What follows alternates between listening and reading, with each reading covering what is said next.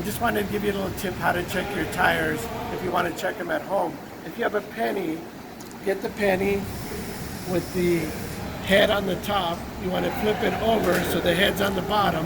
You're going to stick it in between your tires, and if you can see the head completely, that means you need tires. If you can see the head a quarter of a way or halfway, that pretty much tells you how good the tires are.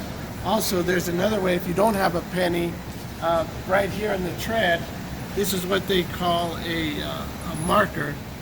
And if this marker right here is the same level as your tire, then that means you're at the tread wear bars, and that means you need tires. If you can see the tire tread on this side that is thicker than your tread bar, then you're still doing good. But if you want to come by, we'll be more than happy to do a free inspection on your tires and tell you if you need tires. Come on in and let us take care of you.